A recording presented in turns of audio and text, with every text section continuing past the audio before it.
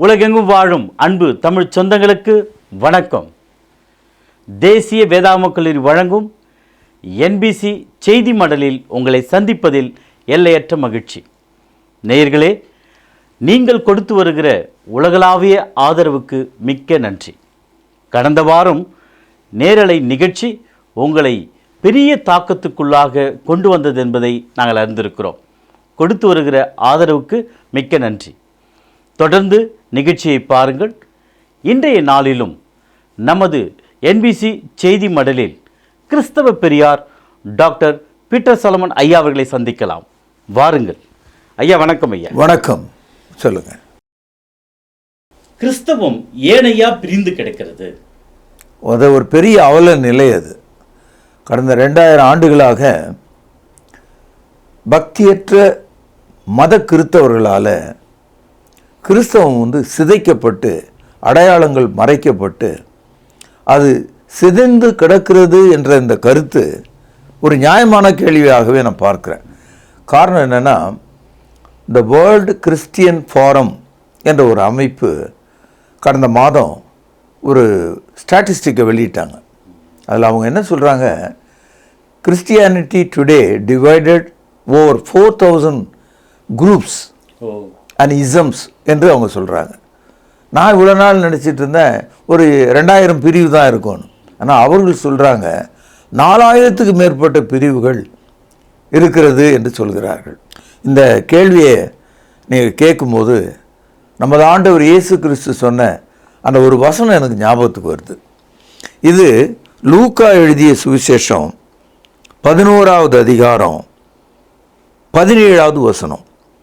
அவர்களுடைய சிந்தனைகளை அவர் அறிந்து அவர்களை நோக்கி, தனக்கு தானே விரோதமாய் பிரிந்திருக்கிற எந்த ராஜ்யமும் பாழாய்ப்போம், தனக்கு தானே விரோதமாய் பிரிந்திருக்கிற எந்த வீடும் விழுந்து போ.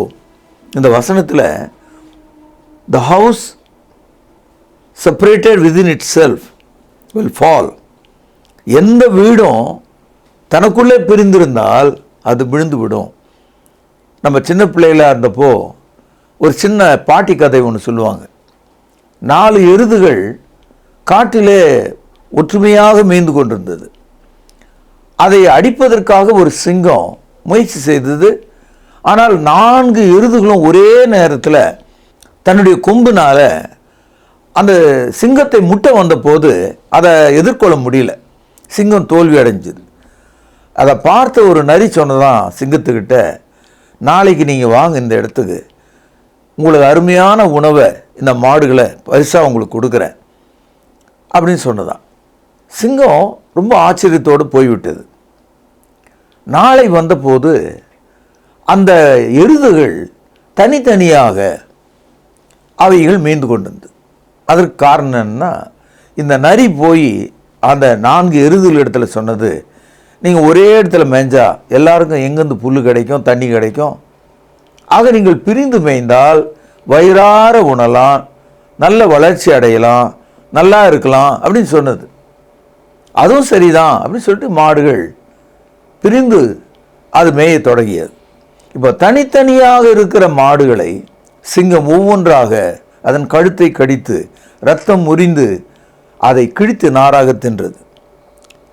எப்போதும் பைபிளில் சிங்கம் பிசாசினுடைய அடையாளமாக கூட பேசப்பட்டிருக்கு. 1 பேதுரு 5வது அதிகாரம் 8வது வசனத்தில், உங்கள் எதிராளியாகிய பிசாசானவன் எவனை விழுங்கலாமோ என்று சுற்றி வகை பார்த்து தேடி அலைகிறான் என்று படிக்கிறோம். So Satan is a roaring lion. He wanted to devour you. ஆகவே கிறிஸ்தவர்கள் எப்பொழுது தனித்தனியாக இத்தனை சில்லுக்களாக உடைந்தார்களோ, பிரிந்தார்களோ, இப்பொழுது சாத்தான் கொடி கட்டி பறப்பதற்கு அது ஒரு காரணமாக போய்விட்டது. இயேசு கிறிஸ்து இன்னொரு உதாரணம் சொல்றாரு. பாருங்கள், லூக்கா 11வது அதிகாரம் 24வது வசனம். அசுத்த ஆவி ஒரு மனுஷனை விட்டு புறப்படும் போது வறண்ட இடங்களில் அலைந்து இளைப்பாறுதல் தேடியும் கண்டடையாமல் தான் விட்டு வந்த தன் வீட்டுக்கு திரும்பி போனேன் என்று சொல்லி அதில் வரும்போது அது பெருக்கி ஜோடிக்கப்பட்டிருக்கிறதை கண்டு திரும்ப போய் தன்னிலும் பொல்லாத வேறு ஆவிகளை கூட்டிக் கொண்டு வந்து உட்புகுந்து அங்கே குடியிருக்கும். அப்பொழுது அந்த மனுஷனுடைய முன்னிலைமையிலும் அவன் பின்னிலைமை அதிக கேடு உள்ளதாயிருக்கும். அதாவது கிறிஸ்தவம் உடைந்து சிதறி இருக்கும்போது சாத்தான் அதை நன்றாக பயன்படுத்தி கொள்கிறான்.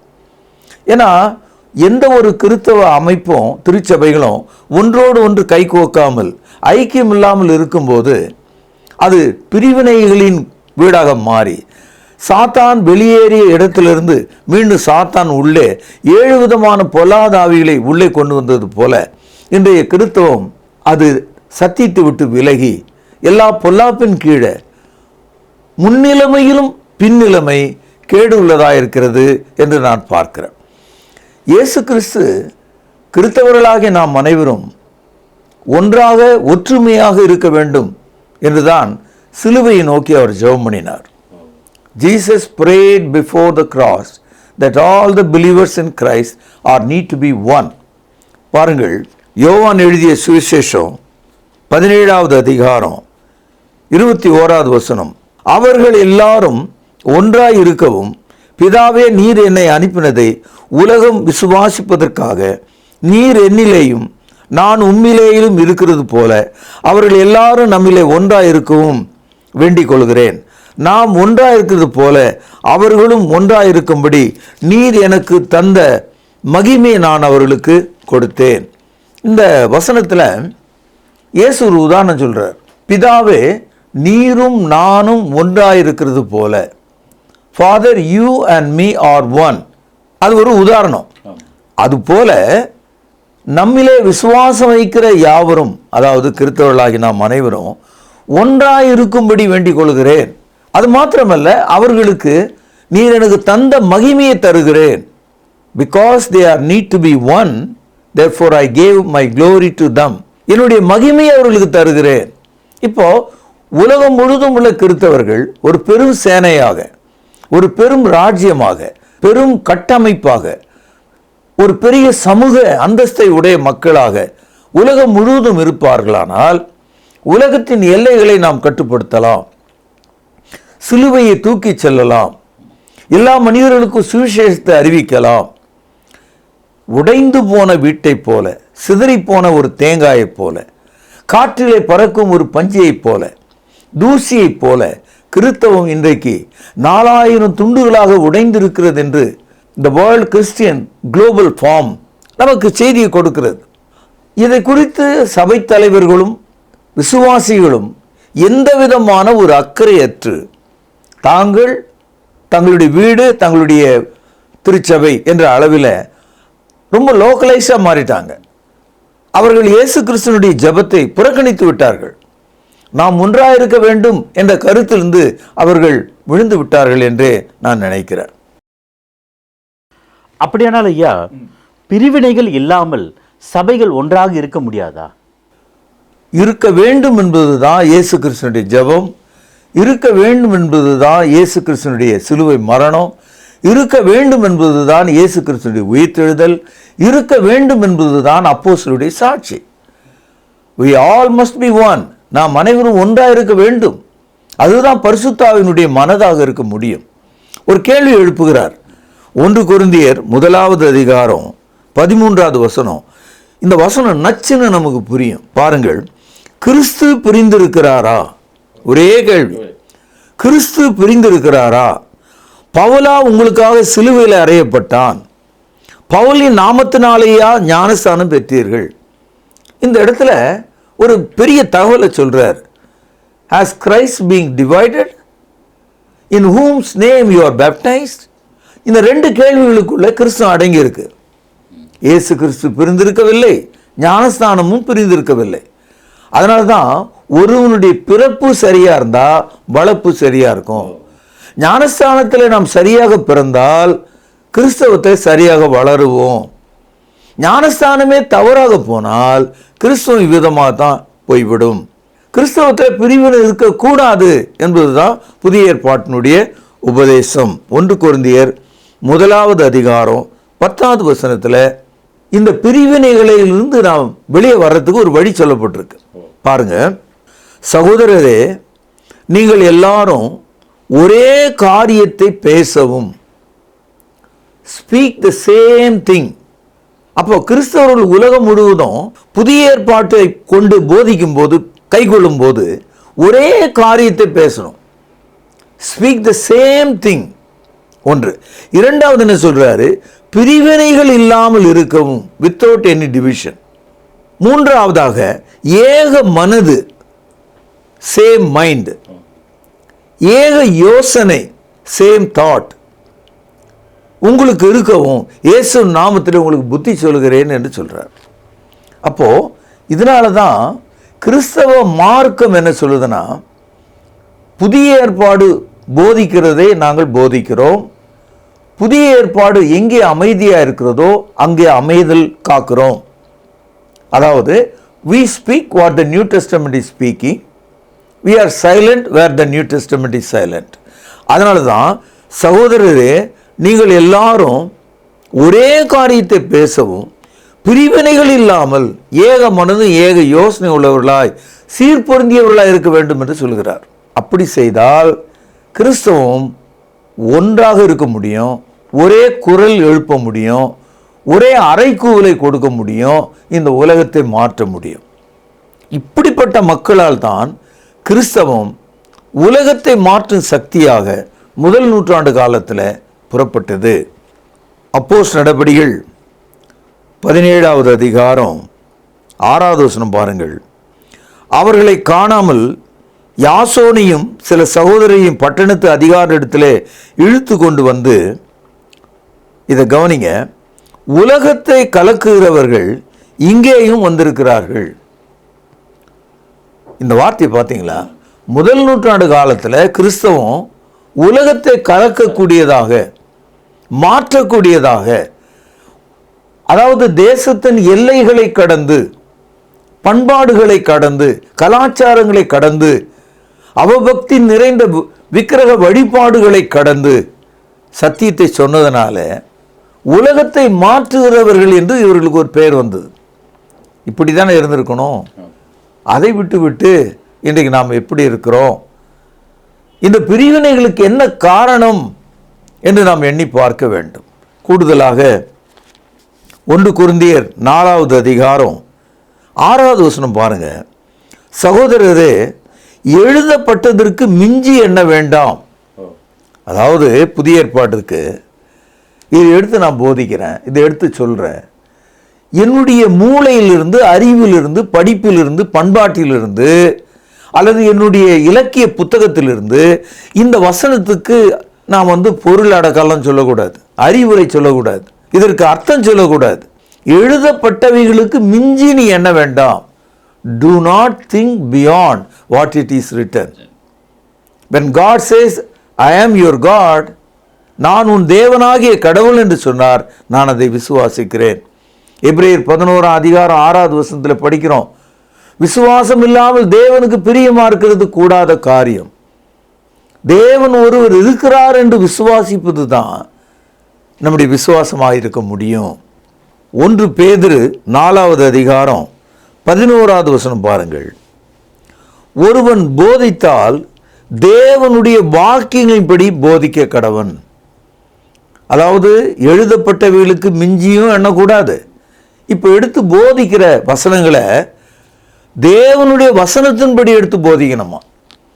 இப்போ தேவனுடைய வசனத்தின்படி எடுத்து போதிக்காமல் போனதுனால, வசனத்துக்கு சொந்த அர்த்தங்களை கொடுத்ததுனால ஒவ்வொரு கிறிஸ்தவ அமைப்புகளும் ஒன்றை விட்டு ஒன்று கழண்டது. எல்லாமே கழண்டு போச்சு. அதாவது 21 பெட்டிகளை இணைத்து கொண்டு ஒரு பெரிய ரயில் ஒரு நீண்ட பாலத்தின் மேலே செல்கிறது. அப்படி போகும்போது ஏதோ ஒரு சூழல்ல ஒரு பெட்டி கழண்ட போது ஒவ்வொன்றாக எல்லாமே தண்ணிக்குள்ளே விழுந்தது.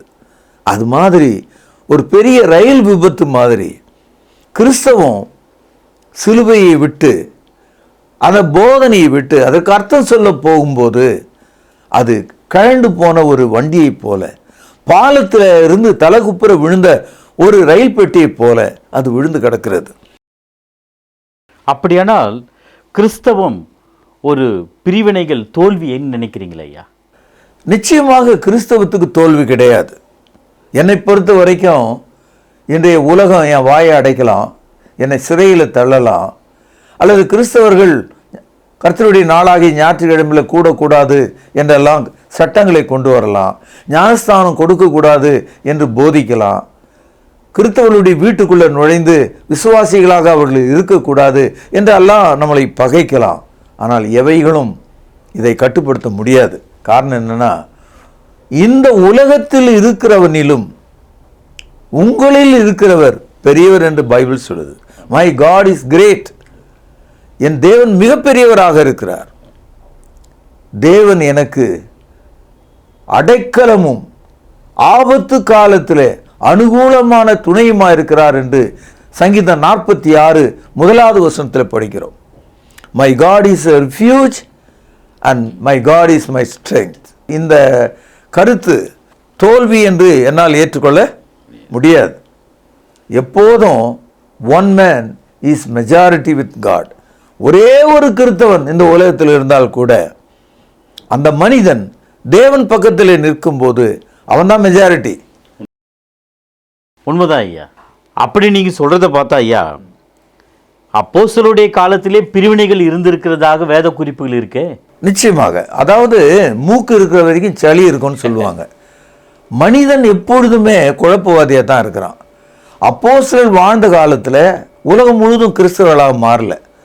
அது ஆரம்ப காலம். அது எருசலேமில் தொடங்கி யூதேயாவில் பரவி அதுக்கப்புறம் ஆசியா வரைக்கும் வந்து நின்றது முதல் நூற்றாண்டு காலம். அன்றைக்கு கிறிஸ்தவத்துக்கு பெரு எதிரியாக சவாலாக இருந்தவர்கள் ஒரு பக்கம் யூதர்கள், மறுபக்கம் கிரேக்கர்கள், இவர்கள் மத்தியில் இருந்தாங்க. இதில் பிரச்சனை எப்படி வருதுன்னா, அப்போஸ்தலர் நமக்கு சொல்லிக் கொடுத்த ஒரு கருத்தை, அந்த போதனையை தவற விடுகிற ஆரம்ப கால கிறிஸ்தவர்கள் ஏதோ ஒன்றை தவறாக போதிக்க ஆரம்பிச்சிட்டாங்க. பைபிளில் எனக்கு அந்த மாதிரியான சான்றுகள் இருக்குது. பாருங்கள், 1 தீமோத்தேயு 1வது அதிகாரம் 19-20 வசனங்கள். இந்த நல் மனசாட்சியை சிலர் தள்ளிவிட்டு விசுவாசமாகிய கப்பலை சேதப்படுத்தினார்கள். கப்பலை சேதப்படுத்தினா என்ன அர்த்தம்னா, கப்பலில் பயணம் பண்ணிக்கிட்ட கப்பலினுடைய அடித்தட்டை ஓட்ட போடுவது, உடைப்பது. அப்போது கப்பல் என்ன ஆகும்? முழுகிவிடும். அதுபோல் உங்களுடைய விசுவாச கப்பலை சத்தியத்தை விட்டு நீங்கள் விலகும்போது, சத்தியத்துக்கு எதிராக முரண் பண்ணும்போது, முரட்டாட்டம் செய்யும்போது, அதை உடைக்கும்போது, உங்களுடைய சொந்த அறிவையும் தத்துவத்தையும் அதில் சேர்க்கும்போது, you are breaking the faith ship. விசுவாச கப்பலை நீங்கள் உடைக்கிறீங்க. பவுலடியார் சொல்றார். அந்த மாதிரி சில ஆள் செஞ்சிருக்கான். பாருங்கள் 20வது வசனம். இம்னேயும் அலெக்சாந்தரும் அப்படிப்பட்டவர்கள். அவர்கள் தூஷிக்கப்படாதபடிக்கு சிட்சிக்கப்பட அவர்களை சாத்தான் இடத்துல ஒப்பு கொடுத்தேன். பவுலடியார் சொல்றார். அதாவது சத்தியத்துக்கு விரோதமாக எழுப்பின அந்த 2 பேர், இம்னேயும் அலெக்சாந்தரும், மற்றவர்களால் தூஷிக்கப்படாதபடிக்கு நான் சாத்தான் இடத்துல அவர்களை ஒப்பு கொடுத்தேன் என்று சொல்கிறார். அடுத்த உதாரணமாக 2 தீமோத்தேயு 2ஆம் அதிகாரம் 16 முதல் சில வசனங்களை வாசிக்கிறேன். சீர்கேடான வீண் பேச்சுகளுக்கு விலகியிரு. அவைகளால் கள்ள போதகர்கள் அவர்கள் அதிக அவபக்தி உள்ளவர்களாவார்கள்.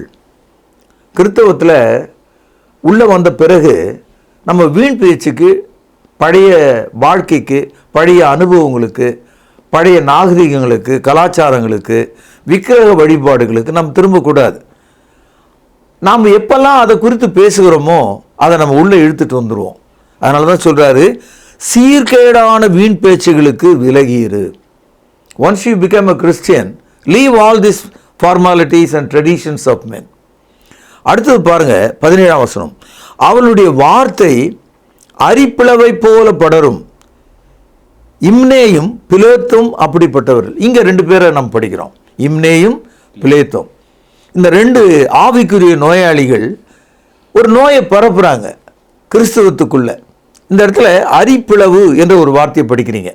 இந்த அரிப்பிளவு அப்படின்றது அந்த ஒரு 150 வருஷத்துக்கு முன்னால் கேன்சர் என்ற நோய்க்கு தமிழில் பயன்படுத்தின வார்த்தை. புற்றுநோய். அதாவது இப்படிப்பட்ட கள்ள போதகங்கள், தவறான வார்த்தைகள் மனிதனுடைய இருதயத்துக்குள்ள ஒரு கேன்சராக, ஒரு புற்றுநோயை போல பரவிவிடும், ஜாக்கிரதையா இருங்க அப்படின்னு சொல்றார். அடுத்தது 2 தீமோத்தேயு 10வது வசனம் பாருங்கள். ஏனென்றால் தேமா இப்பிரபஞ்சத்தின் மேல் ஆசை வைத்து என்னை விட்டு பிரிந்து தெசலோனிக்கா பட்டணத்துக்கு போய்விட்டான். அதாவது பவுலடியாரோடு தேமா, அதாவது டீமஸ் என்ற ஒரு ஆள் ரொம்ப அன்போடு பழகி ஆண்டவருடைய பிள்ளையாக மாறி அப்போஸ்தலரோடு நடந்து கொண்டிருந்தார். ஆனால் ஒரு கட்டத்தில் அந்த யூதாஸ் காரியத்துக்கு பண ஆசை வந்தது போல பொருள் ஆசை வந்து விட்டது. இங்கே பவுலடியார் குறிப்பிடுகிறார், தேமா உலகத்துக்கு போய்விட்டான், அவன் உலக உல்லாசத்துக்கு சென்று விட்டான். ஆக சபை பிரிவதற்கு பணத்தின் மேல் உள்ள ஆசை, பணத்தை குறியாக வைப்பது, முதலீடாக வைப்பது. இன்னைக்கு சபைகளில் சபை தலைவர்கள் யார் பணம் கொடுக்குறானோ அதை வாங்கி கொண்டு அவனுக்காக பேசுகிற சபைகளாக மாறிவிட்டது. இன்னைக்கு பெரும்பாலான கிறிஸ்தவ பெரிச்சாளிகள், வியாபாரிகள், மத எதிரிகள், மத துரோகிகள், அவர்களுடைய அடிப்படை முகம் எதுன்னு கேட்டிங்கன்னா பண ஆசை. 2 பேதுரு 2வது அதிகாரம் 2-3 வசனங்கள். அவளுடைய கெட்ட நடக்கைகளை அநேகர் பின்பற்றுவார்கள், அவர்கள் நிமித்தம் சத்திய மார்க்கம் தூஷிக்கப்படும், பொருளாசை உடையவர்களாய் தந்திரமான வார்த்தைகளால் உங்களை தங்களுக்கு ஆதாயமாக வசப்படுத்திக் கொள்வார்கள். அதாவது கிறிஸ்தவம் பிரிந்து போவதற்கு எத்தனையோ காரணங்களில் ஒன்று பொருளாசை. இன்னைக்கு பாருங்க, பெரும் பெரும் நட்சத்திரங்கள் கிறிஸ்தவத்தில் பெரும் கூட்டங்களை நடத்துகிறவர்கள் அவர்கள் கல்லா கட்டுவதையும், ஒரு கிறிஸ்தவ போதகருக்கு 200 வித்தியாசமான அக்கௌண்ட் வச்சிருக்காருன்னா அவர் யாராக இருப்பார் நீங்கள் பாருங்க. ஒவ்வொரு நிகழ்ச்சியிலும் கீழே வரிசை கட்டி கூகுள் பே பண்ணுங்க, பணம் அனுப்புங்க. இப்போ பார்க்குற அவிசுவாசிக்கு இது எந்த அடையாளத்தை கொடுக்கிறது? தந்திரமான வார்த்தைனா அவனுக்கு இயேசு சுகமளிக்கிறார் என்று தான் சொல்லி கொடுப்பானே தவிர, அவர் எவ்விதமாக மரித்து உன்னுடைய பாவத்திற்காக இரத்தம் சிந்தினார் என்று சொல்லிக் கொடுப்பதில்லை. இதுதான் பொருளாசையினுடைய அடையாளம். அது மாத்திரமல்ல, இன்னொரு அடையாளத்தை நான் உங்களுக்கு காண்பிக்கிறேன். 3 யோவான் 9வது வசனம். நான் சபைகளுக்கு எழுதினேன், ஆனாலும் அவர்களில் முதன்மையாக இருக்க விரும்புகிற தியத்திரேபு எங்களை ஏற்றுக்கொள்ளவில்லை. சபையில் இதுவரைக்கும் 4 உதாரணங்களை உங்களுக்கு சொன்னேன். இந்த 4வது உதாரணத்தில் தியத்திரேபு என்ற மனிதன் ஒரு கிறிஸ்தவர், நல்ல தலைவர், அற்புதமான மனிதர். திருச்சபையிலே அவர் ஒரு மூப்பராக, பிஷப்பாக கூட இருந்திருக்கலாம். ஆனால் இந்த மனிதருக்கு பண ஆசையெல்லாம் ஒரு நோக்கம் அல்ல, தவறாக போதிப்பது அவருடைய நோக்கம் அல்ல, உயிர்த்தெழுதல் நடந்தாயிற்று என்று சொல்லுகிற கள்ள போதனை எதுவும் இல்லை. ஆனால் இவர்கிட்ட வேற மாதிரி ஒன்று ஒளிஞ்சிருக்கு. அது என்னன்னா, முதன்மையான இடத்தை தேடுவது. டயப்ட்ரஸ் sought the first seat, the preeminence. எல்லாவற்றிலும் நான் மட்டும்தான், என் குடும்பம் மட்டும்தான், நான் மட்டும்தான் போதகராக இருக்கணும். உங்கள் குடும்பத்தில் யாரும் வர முடியாது, நாங்கள் தான் ஆண்டவருடைய ஊழியம் செய்கிற குடும்பம். பழைய ஏற்பாட்டில் ஆரோனை போல இவர்கள் நினைத்து கொண்டார்கள். இவருடைய பிரச்சனை என்னன்னா, எப்போதும் தங்களை பற்றியே நினைப்பது, திருச்சபையின் மேலே அக்கறை செலுத்துவது கிடையாது, சபைக்கு மேலே வீட்டை கட்டி அதில் வாழ்வது, முதன்மைப்படுத்திக் கொள்வது. அதனால தான் மத்தேயு 23:1 சொல்கிறாரு, இவர்கள் முதன்மையான ஆசனங்களை தேடுகிறவர்கள், சந்தை வெளிகளில் ரபி ரபி என்று அவர்கள் அழைக்கப்பட வேண்டும் என்று விரும்புகிறார்கள் என்று இயேசுநாதர் சொன்னார். ஆக இப்போ நான் சொன்ன 4 உதாரணங்களும் முதல் நூற்றாண்டு காலத்தில் அப்போஸ்தலர்கள் வாழ்ந்த காலத்தில் திருச்சபை ஆரம்ப கால நிலையில் இருக்கும்போதே இப்படிப்பட்ட நிலைகள்லாம் இருந்திருக்கிறது. இதையெல்லாம் கடந்து செல்ல வேண்டும், இதில் எல்லாம் கடந்து நாம் பூரணப்பட வேண்டும் என்பதுதான் நம்முடைய சவாலாக இருக்கிறது. ஐயா, இன்றைய நிகழ்ச்சி ஒரு அறிவை ஊட்டக்கூடிய பிரிவினைகள் மத்தியில் வாழ்கிற ஒரு கிறிஸ்தவர்களுக்கு ஒரு நல்ல ஒரு ஒற்றுமைக்கான அடையாளத்தை வேத வசனத்திலிருந்து எடுத்து காமிச்சிங்க ஐயா. மிக்க நன்றிங்க ஐயா. நன்றி நேயர்களே, மீண்டும் NBC நியூஸ் தளத்தில் உங்களை சந்திக்கும் வரை உங்களிடமிருந்து விடைபெறுவது உங்கள் அன்பு அறிவிப்பாளன் சார்லஸ் எஸ் குணசேகரன். நன்றி, வணக்கம். அன்பான சகோதர சகோதரிகளை மீண்டும் சந்திப்பதில் நான் மகிழ்ச்சி அடைகிறேன். விசேஷமாக உங்களிடத்தில் ஒரு வேண்டுகோள், ஒரு ரெக்வெஸ்ட் என்ன அப்படின்னா, நம்முடைய பைபிள் அவர் ப்ரோக்ராம் பலவிதமான சேனல்களில் வருது. அதோடு கூட ரொம்ப முக்கியமாக இப்பொழுது உங்களிடத்தில் பொதுவாகவே நம்ம திருமறை நேரம் நிகழ்ச்சியில் பணம் கொடுங்க, இந்த நம்பர் பாருங்கள், அனுப்புங்க அப்படின்னு நம்ம கேட்டதே கிடையாது. ஆனால் மிகப்பெரிய ஒரு ரெக்வெஸ்ட்டை, மிகப்பெரிய ஒரு விண்ணப்பத்தை உங்கள் முன்னால் நான் இப்போ வைக்கலான் இருக்கேன். அது என்னென்னா, நம்முடைய பைபிள் அவர் டிவியினுடைய யூடியூப் சேனலை நீங்கள் பார்க்குறீங்க நிறைய பேர். ஒரே ஒரு விஷயம், அதை பிறருக்கு அறிமுகம் செய்யுங்கள். அடுத்தது சப்ஸ்கிரைப் பண்ணுங்கள். இந்த லைக் பண்ணுங்கன்னு நான் சொல்ல மாட்டேன், அக்செப்ட் பண்ணுங்கள். ஏன்னா ட்ரூத் இல்லையா அது, அதை நாம் அக்செப்ட் தானே பண்ணணும் இல்லையா? அடுத்தது அந்த வியூஸ் எவ்வளவு பார்க்குறாங்களோ அவ்வளவு தூரத்துக்கு நாம் அந்த வசன விதைகளை இன்னொருவருக்கு நாம் கொண்டு சென்றதாக இருக்கும். பழைய ஏற்பாட்டு காலத்தில் குஷ்ரோகிகள் எல்லாருமே சாகிற ஒரு தருவாயில் ஊரே இருக்குது, பட்டணமே இருக்குது. இவங்க அந்த கோட்டையினுடைய எல்லைக்கு வந்த உடனே பகைஞரெல்லாம் ஓடி போயிட்டு உணவுப் பொருள்லாம் கிடக்கிறத பார்த்த உடனே, ஆஹா, இந்த நற்செய்தியை நாம் சொல்லாமல் போனால் நமக்கு ஐயோ என்று சொல்லி அவங்க நல்ல செய்தியை கொண்டு போய் ஊரில் சொன்னாங்க. அதுபோல் இந்த சுவிசேஷம், இந்த சத்தியம், இந்த கிறிஸ்தவ விழிப்புணர்வு ஒருவர் பேச, அதை மற்றவர்களுக்கு அறிமுகம் செய்கிற ஒரு வேலையை, ஒரு அந்திரியாவினுடைய வேலையை அவர் தானே பண்ணார். இயேசுவை கண்டேன், வந்து பாருங்க அப்படின்னார். அதை நீங்கள் செய்யும்படி உங்களை அன்போடு கூட கேட்டுக்கொள்கிறேன். சப்ஸ்கிரைப் பண்ணுங்கள், மற்றவர்களுக்கு ஷேர் பண்ணுங்கள், இந்த ட்ரூத்தை அக்செப்ட் பண்ணுங்கள். மற்றவர்கள் இதை அக்செப்ட் பண்ணுறதுக்கு நீங்கள் ஒரு கருவியாக, உதவியாக இருங்க. நிச்சயம் இது நிமித்தமாக இந்த சுவிசேஷ ஊழியத்தினுடைய பலனில் உங்களுக்கு பங்குண்டு இல்லையா? God bless you. தேவன் உங்களை ஆசீர்வதிப்பாராக. நன்றி. மாசில்லா சுத்தமா திருப்புண்ணிய தீர்த்தத்தினால் குற்றம் நீங்கி விடகுணமாறேற்ற ஆட்டுக்குட்டியின் இரத்தத்தினால். மாசில்லா சுத்தமா திருப்புண்ணிய தீர்த்தத்தினால் குற்றம் நீங்கி விடகுணமாறேற்ற ஆட்டுக்குட்டியின் இரத்தத்தினால். தொடர்பு கொள்ள வேண்டிய முகவரி: திருமறை நேரம், 58 சர்ச் தெரு, குமரன் நகர், சென்னை 6,82,000. தொலைபேசி எண் 044255008882. செல்போன் 93855000.